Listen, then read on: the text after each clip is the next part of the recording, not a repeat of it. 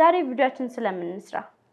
ዛሬ የምንሰራው ቪዲዮ በውስጥ መስመርም በኮሜንትም የተጠየቁን ጥያቄዎች አሉና እነሱን የምንመልስ ይሆናል በዚህ ቪዲዮ።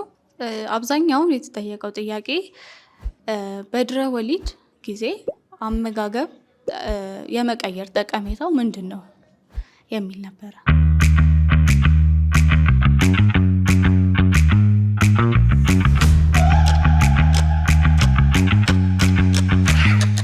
ከወሊድ በኋላ አመጋገባችንን ማስተካከላችን ብዙ ጥቅሞች አላቸው። ከነዚህም ፊዚካሊ ሂል ለማድረግ፣ ኢነርጂ ሌቭልን ለመጨመር፣ ብሬስት ፊዲንግ ኳሊቲውን ሃይሊ ፋቲ አሲድ ኤንድ ኦሜጋ 3 ለማበልጸግ፣ እንዲሁም ሜንታል ሄልዝ ላይ ሆርሞናል ባላንስ ለማድረግ ይጠቅመናል። ሃይድሬሽንን ይከላከልናል። ሃይድሬሽን ስንል የውስጥ የሰውነታችን ፈሳሽ መድረቅ ማለት ነው። ይህንንም ብዙ ፈሳሾች በመውሰድ አመጋገባችንን በማስተካከል መቆጣጠር እንችላለን ማለት ነው። ታዲያ በእነዚህ ወቅቶች ላይ ምን ነገር መመገብ አለባቸው? በእነዚህ ወቅቶች ላይ ፕሮቲን፣ ሃይሊ ፋይበር ምግቦች እና ሄልዚ ፋት የሆኑ ምግቦችን መጠቀም ይኖርብናል።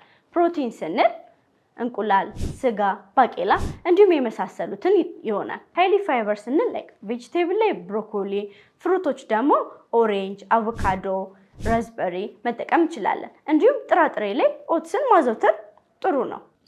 አሪፍ። እሺ፣ አንዳንድ እናቶች ከመውለዳቸው በፊት የተለያዩ ልማዶችን ለምሳሌ ቡና መጠጣት፣ እንደዚህ አነቃቂ ነገሮችን በነዛ ወቅቶች ላይ እነዚህ ነገር ማቆም አለባቸው ወይስ በመጠኑ መጠቀም ይችላሉ? እስቲ ይሄንን አስረጂ። በእነዚህ ወቅት ወይም ከወለዱ በኋላ ማቆም ያለብን ነገሮች አሉ። ለምሳሌ አልኮል መጠቀም የለብንም፣ ካፌን መጠቀም የለብንም፣ ስፓይሲ ፉዶች፣ ሮ ፉዶች ወይም ደግሞ ጥሬ ምግቦች ወይም የሚያቃጥሉ ምግቦች እና ሃይሊ ፕሮሰስድ የሆኑ ምግቦችን መብላት የለብንም። የእርግዝና ወራት ላይ የምንጠቀማቸው የተለያዩ ሰፕሊመንታሪዎች ይኖራሉ።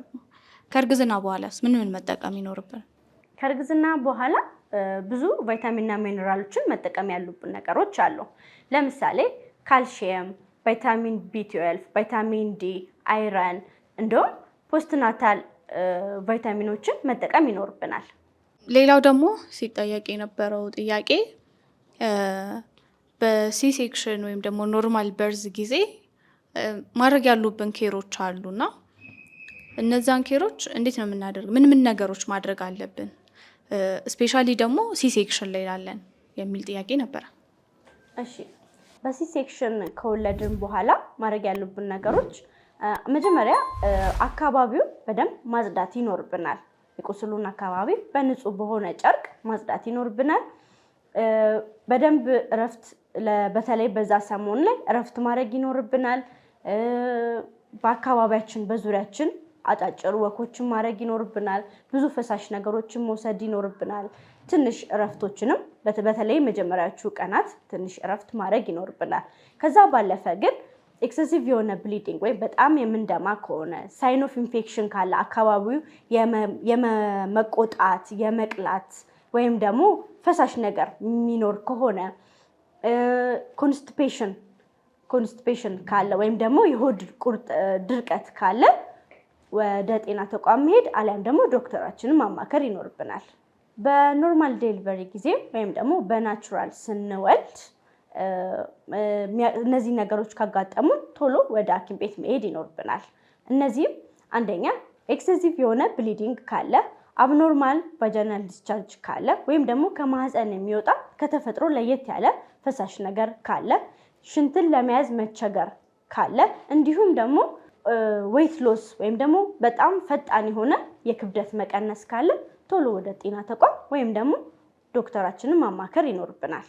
ከወለድኩ 2 ወር ሆነኝ እና ጸጉር በጣም እየተነቃቀለ ነው ምትል አንድ እናት ኮሜንት ላይ ጽፋልናለች። እስቲ ለሷስ ምን ትመክሪናለሽ? ምን ትይልናለሽ? ከወሊድ በኋላ የሚመጣ የጸጉር መነቃቀል ኖርማል ነው ወይም ደግሞ እንጠብቃለን። ግን ለምንድን ነው የሚነቃቀለው ስንል ሆርሞናል ፍላክቹዌሽን ወይም ደግሞ የሆርሞን መዛባት ወይም መለዋወጥ ስለሚኖር ነው። እነዚህ ነገሮች ግን እንዴት አድርገን መቀነስ ወይም መከላከል እንችላለን ስንል መጀመሪያ ባላንስድ ዳይት የሆኑ ምግቦችን መመገብ፣ ፕሮቲን እና አይረን ያላቸውን ወይም ቅድም እንደተናገርኩት ፖስትናታል ቫይታሚኖችን መውሰድ እንዲሁም ኬሚካሎችን አቮይድ ማድረግ አለብን። ነገር ግን ከዚህ ካለፈ ወይም ደግሞ በጣም እየባሰ ከሄደ ግን ወደ ጤና ተቋም ወይም ደግሞ ዶክተራችንን ማማከር ይኖርብናል።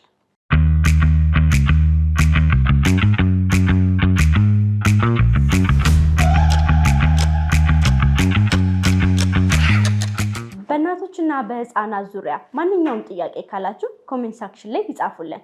እኛ በባለሙያ የተደገፉ ምላሾችን እንሰጣችኋለን። አመሰግናለሁ።